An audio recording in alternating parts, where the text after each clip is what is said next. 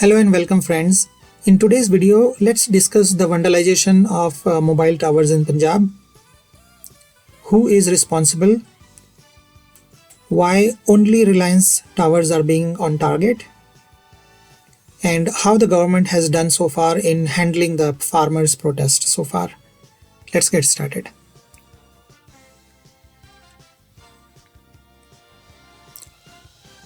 Since the farmers' protest started in Punjab, so far more than 1400 Reliance Jio mobile towers have been damaged or vandalized by a group of protesters in the state. State Chief Minister Amrinder Singh issued a statement yesterday requesting farmers and its union not to damage these mobile towers or any private property in the state, as it is not in their interest, as well as it will cause inconvenience for general public. However, it seems that did not have any effect on protesters. Let's take a look at some of the clips that have been doing round on the social media as well as on the television channels.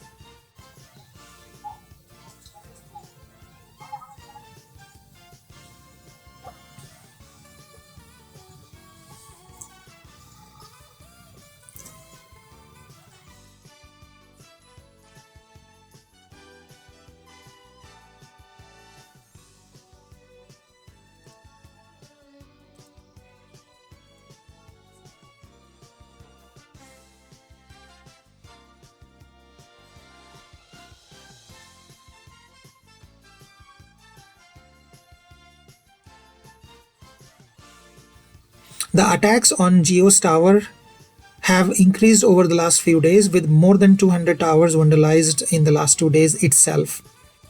The reason why only Reliance Jio is on the target is because a section of the protesters believe the new farm laws have been brought by the central government to benefit industrialist Mukesh Ambani, who also owns Reliance Jio telecom service. However, some analysts believe there may be other motives and forces at work. Potentially, it could be rivals and even powers that are sympathetic to Chinese telecom provider Huawei. While it is very difficult to confirm any of these allegations,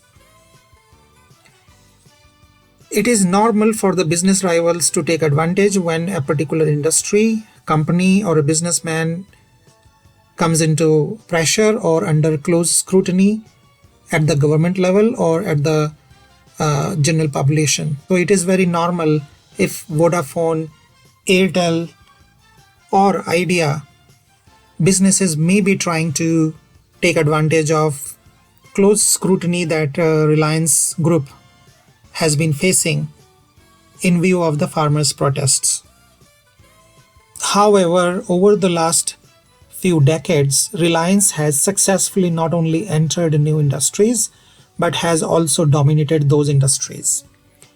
The examples are retail, where it not only entered the industry but is one of the leading dominant player of retail. Similarly, when it entered the telecom industry as a new player, it did not take long for it to offer innovative services and capture the industry. It has consistently gaining market share in telecom industry for last several years, and today it is the dominant player in the telecom market. Some analysts also believe that the backlash against Reliance is also being used by some of the foreign powers. For example, Chinese telecom company Huawei was going to enter Indian market for its 5G services last year. However, after border dispute between India and China earlier this year around April and May, Indian government has been restricting entry of Chinese player in several sectors of Indian economy. That includes sectors that are particularly prone to risk, such as internet and IT related sectors. Indian government has banned more than 250 Chinese applications, internet applications in the Indian market. Some analysts believe that downfall of Reliance or any damage done to the Reliance or Reliance Jio will be helpful for the Chinese. India is a democratic country. In a democracy, if government is not listening to its people, citizens have a number of options. One of them is protesting peacefully for its rights, as well as get attention of the government and make its voice heard. If government doesn't listen, they can also knock at the door of the justice. They can go to court and get a verdict in their favor if their demands are legitimate. Or ultimately, if they don't like the government or its policies, when election comes, they can vote that government out and they can choose a different government. Farmers' protest so far has seen very less participation. It is mostly concentrated around Punjab, some areas of Rajasthan and some areas of Western UP. Even out of 600 plus farmers union, the farmers union that have been participating in the farmers protest is less than 150 or 100 unions. Many of the unions in last few weeks have reached out even to the central government and central government ministers to put their weight behind the new farm laws, accepting that the new farm laws are really game changer for the agriculture industry of India and will broadly benefit the farmers, not only the farmers but particularly the small and medium-sized farmers. Therefore, many analysts also believe that some farmers protesting currently are in desperation trying to gain some attention from the central government and put pressure on the government to accept their demands of nullifying and cancelling out all the three farm laws. However, it is very difficult to accept that the government will agree to their demands, given the overwhelming support of these farm laws from various quarters of the industry, farming community, as well as general public. How the government has done so far? What are its failure? If you look at the key failure for this government has been time and again that it has completely failed to communicate well from time to time. It seems to be on a defensive foot. It has not adequately communicated and outlined the benefit of these farm laws. Even though broadly all the political parties at some point of time in the past have rooted for these farm bills, the benefits that it gives to the farming community. However, government has, it seems to me, that taken it for granted and assumed that the benefit of these farm bills are well known and it does not need to communicate actively. And that has been a major failure. We've seen this not only at this time, but also we have seen the same problem during CAA protests, where government took it for granted. It did not communicate it well. It did not deploy enough members of its party as well as the government to go out and outline the benefit of the policies it has approved. At a different level, government has also failed to crush opposition's propaganda in the media about rumors and the harm that these farm policies will have on the farmers in general. There have been rumors around that these farm laws will allow industrialists to take over farmers' land. There is no way, there is nothing in these farm laws that allow or can allow anything of that sort.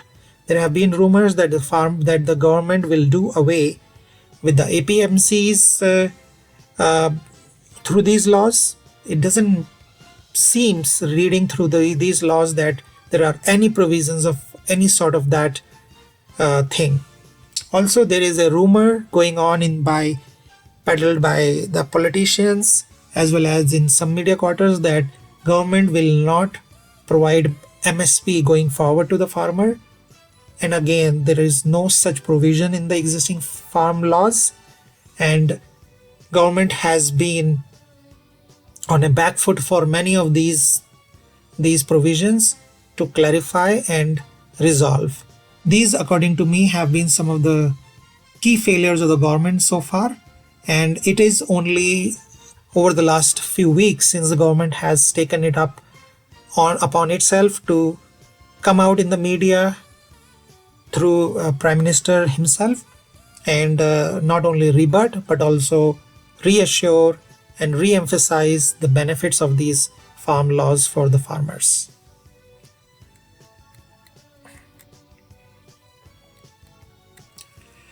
So some of the things that the government has been doing correctly is handling the farmers' agitation with white gloves. Government has making it sure that it does not take any step that irritate or agonize the farming community.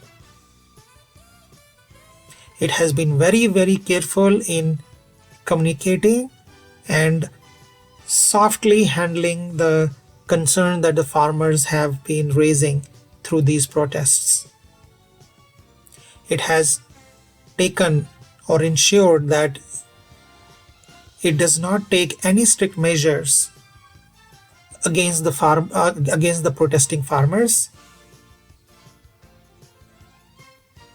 Even some analysts have criticized the government for that it has allowed the farmers' protests to take over public roads and block public highways as well as toll plazas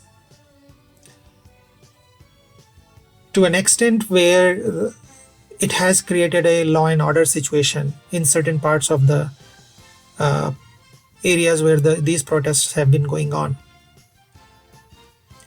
We have also seen how the police has been restrained in their handling of even some aggressive farmers who have been trying to harm the police. However, the police has been very, very accommodative. Where do we go from here? It is very important for the government to continue to engage these farmers and perhaps open direct or indirect back channel to work out some of the legitimate concern that these farmers have, and perhaps make justifiable amendments into the existing farm laws that will set the government and the farmers on the right foot.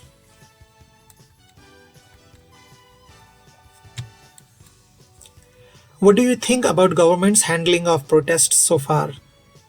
Do write your thoughts in the comment box below. For future news and videos like this, please like and subscribe our channel.